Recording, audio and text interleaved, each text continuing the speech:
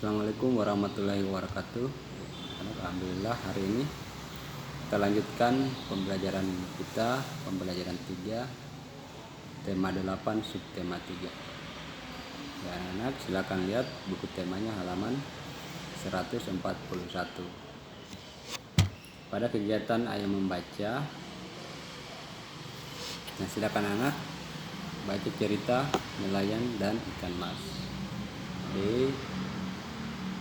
Dibaca sampai selesai.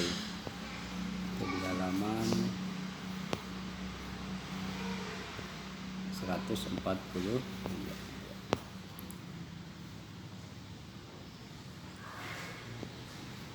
Nah, pada halaman 144 silakan anak lihat. Berdasarkan cerita nelayan dan ikan mas, kamu dapat memahami adanya tokoh dan peran tokoh dalam cerita fiksi. Tokoh memegang peranan penting. Tokoh akan membuat suatu cerita lebih hidup dan menarik seolah-olah terjadi di alam nyata. Tokoh adalah orang yang menggambarkan suatu peristiwa dalam sebuah cerita yang diperankan. Para tokoh dalam cerita memiliki peranan masing-masing yang berbeda satu tokoh dengan tokoh lainnya. Pada dasarnya, tokoh dibedakan menjadi dua, yaitu tokoh utama dan tokoh tambahan.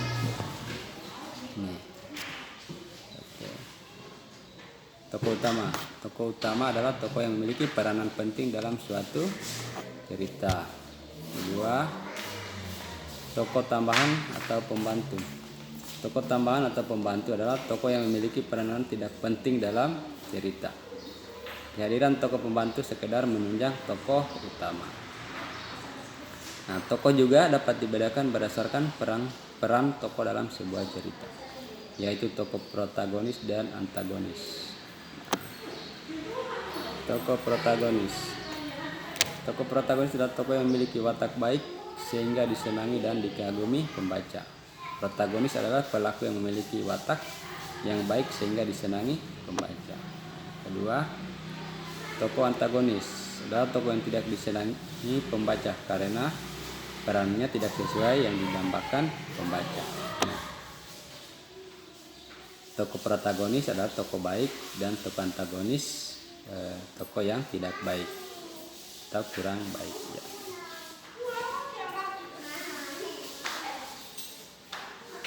Lanjut halaman 146.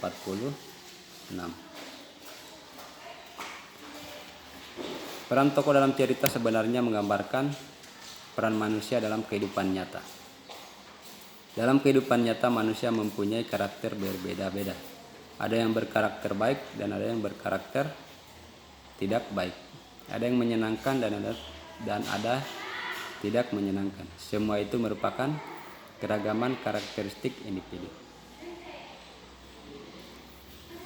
Nah, karakteristik adalah karakter dan gaya hidup seseorang serta nilai-nilai yang berkembang secara teratur sehingga tingkah laku menjadi lebih konsisten dan mudah diperhatikan. Karakteristik juga berarti ciri atau karakter secara alamiah yang melekat pada diri seseorang. Jadi, karakteristik individu adalah ciri atau karakter yang melekat pada diri individu.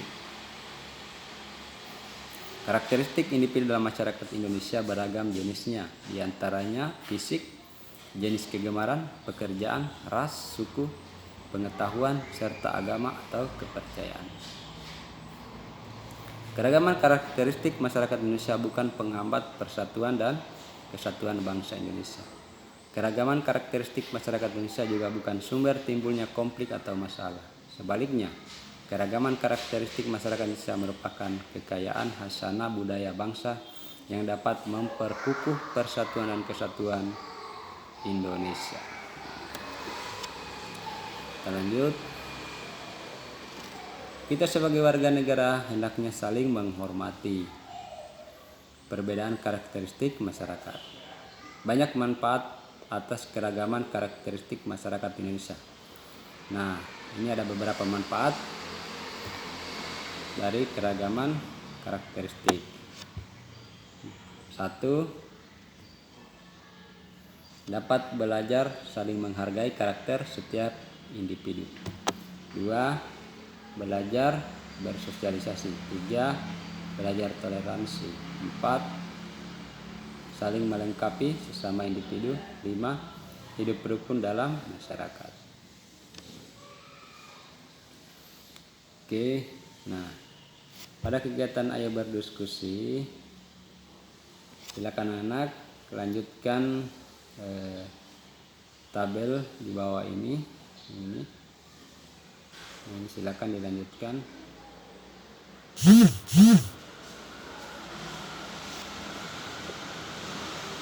Ini sudah ada contoh jenis perbedaan karakter usia.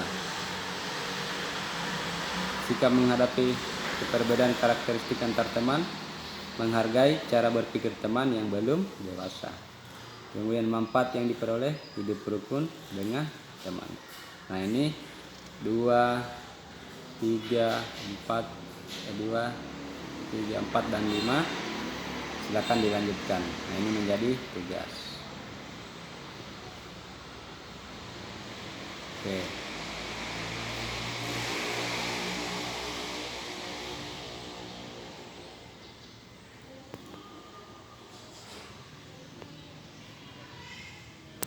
Oke, kita lanjutkan. Nah, pekerjaan merupakan salah satu jenis karakteristik individu dalam masyarakat. Misalnya petani merupakan pekerjaan mayoritas bangsa Indonesia sebagai negara agraris. Nelayan adalah pekerjaan yang ditekuni oleh masyarakat di daerah pantai. Adapun di daerah pegunungan, sebagian warganya menggarap perkebunan. Nah, pekerjaan merupakan salah satu bentuk kegiatan ekonomi. Nah, tentu anak-anak masih ingat apa yang dimaksud dengan kegiatan ekonomi. Nah, kegiatan ekonomi adalah semua kegiatan yang dilakukan oleh manusia untuk memenuhi kebutuhan hidupnya. Pada dasarnya manusia bekerja untuk memenuhi kebutuhan hidup. Nah, pada dasarnya pekerjaan dibedakan menjadi 2. 1. Pekerjaan yang menghasilkan barang. 2. Pekerjaan yang menghasilkan jasa. Nah, contoh pekerjaan yang menghasilkan barang, contohnya petani, nelayan, peternak, ya, penjual kue. Sedangkan contoh pekerjaan yang menghasilkan jasa, contoh guru, polisi, tentara, ya, dan masih banyak yang lainnya. Nah, ini menjadi tugas kedua anak-anak. Silakan lanjutkan jawaban pada tabel yang ada pada halaman 142. Ini tugas kedua. Di sini sudah ada contoh nomor 1. Pekerjaan ditekuni masyarakat petani. Apakah dia pekerjaan menghasilkan barang? Ya, berarti di checklist. Pekerjaan menghasilkan jasa? Bukan. Nah, di sini silakan tulis apa pekerjaan yang ditekuni. Nomor 2, nomor 3, 4 dan 5. Nah. Oke, setelah anak-anak menjawab tugas 1 dan 2, nah, jawabannya silakan dipoto dan dikirim ke WA Pak Guru. Ya. Oke, jadi saya ulangi. Yang ini halaman 147, ini tugas 1.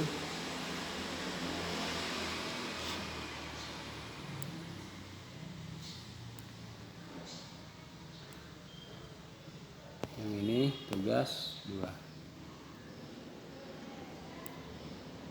Tugas kedua, ya. Silakan dikerja, dipoto dan dikirim ke WA Pak Guru. Ya. Dan Pak Guru juga sampaikan ke anak-anakku yang belum menyetor hafalannya untuk ke sekolah dan memperhatikan kalau ke sekolah tetap memperhatikan protokol kesehatan, yaitu memakai masker.